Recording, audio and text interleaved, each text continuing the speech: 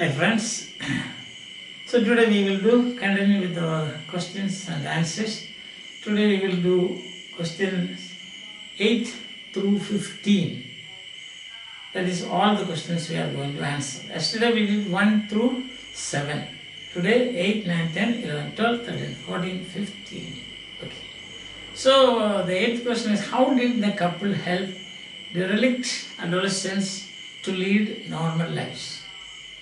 So they took them to a place where they give guidance, counseling, teach them skilled job, send them, they correct them, then send them back to the world so that they can do some job, earn their own income, and earning the income and living would be a decent life.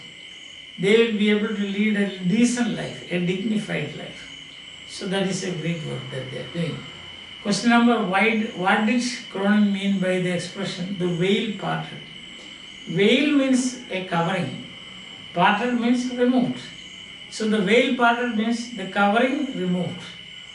In this case, what happens is that he was thinking that Dr. Cronin was thinking that that person, that is later on we know his name, Mr. John, he was an importunate person.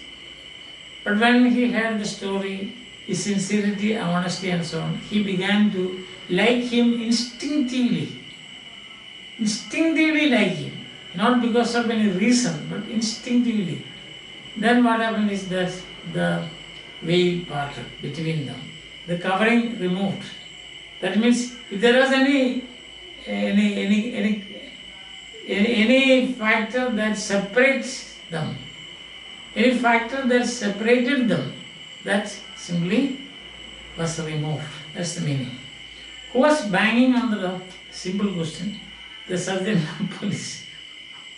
The sergeant of police was banging on the door. What did the doctor do to save the life of the young man? He began the work of resuscitation.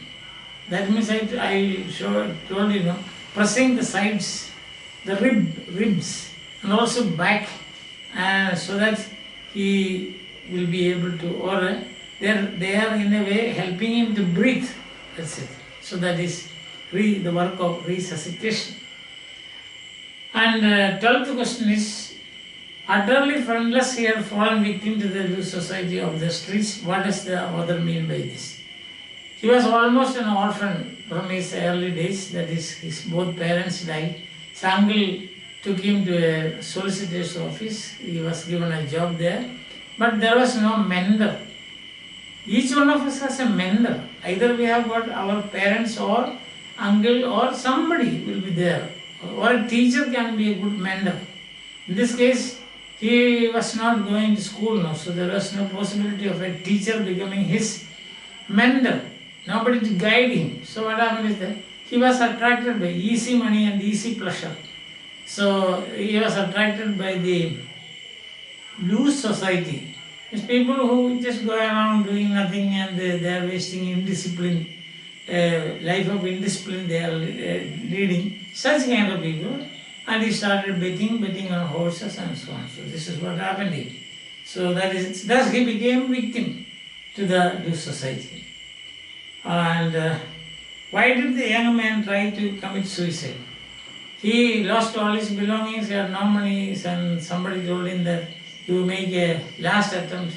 He had no money to make the last attempt, and he stole 7 pounds and 10 shillings from his office.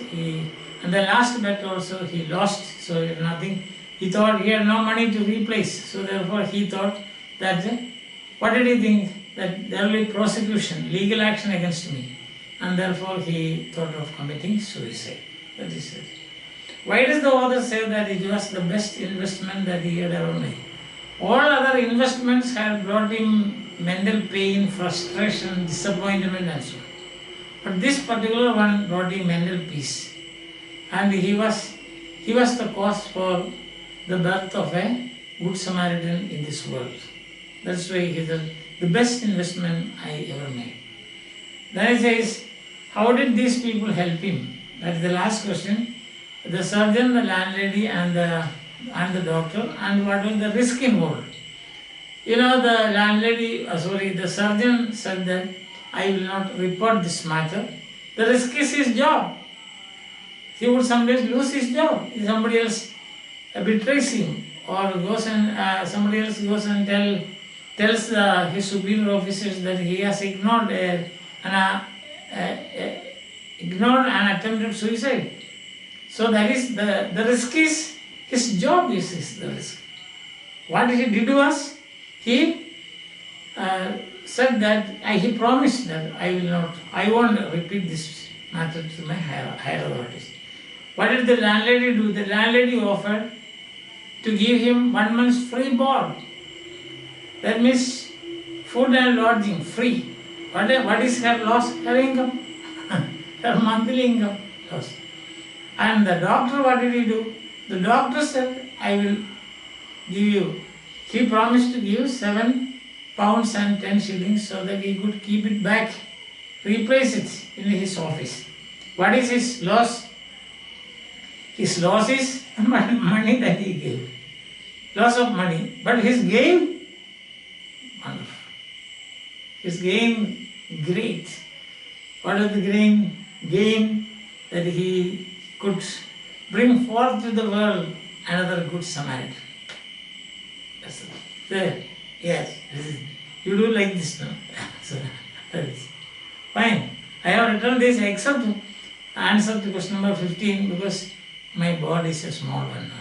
The board cannot carry all the questions. So I have written 14 answers to 14. And the last one I told you, that's very simple. All the questions are very simple. That's it. So what is the last question? The last question is, what did the landlady do?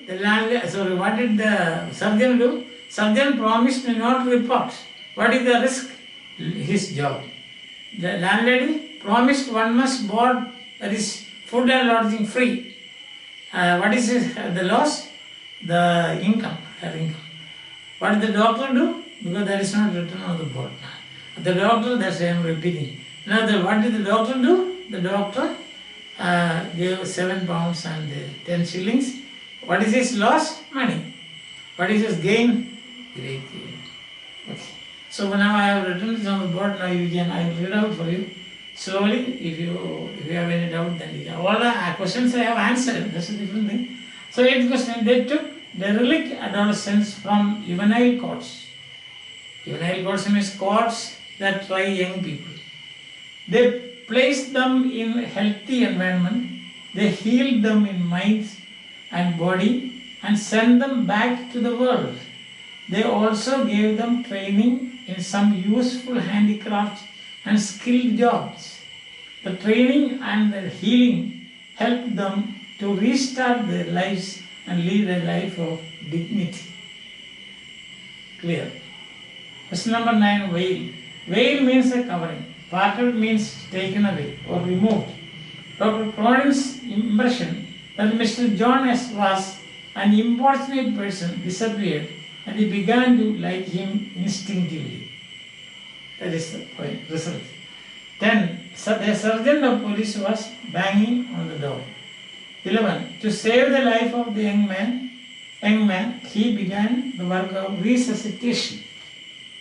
What did the doctor do? 12. The young man was all alone in the city. He was friendless. There was no one to guide him.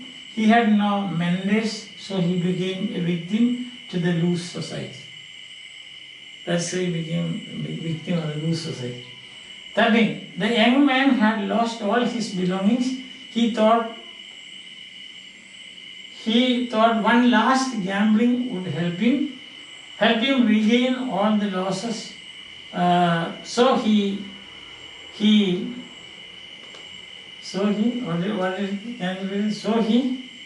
stole. So he stole 7 pounds and 10 shillings from his office. He lost his last bet also. He was disappointed. He had no money to keep back the stolen amount.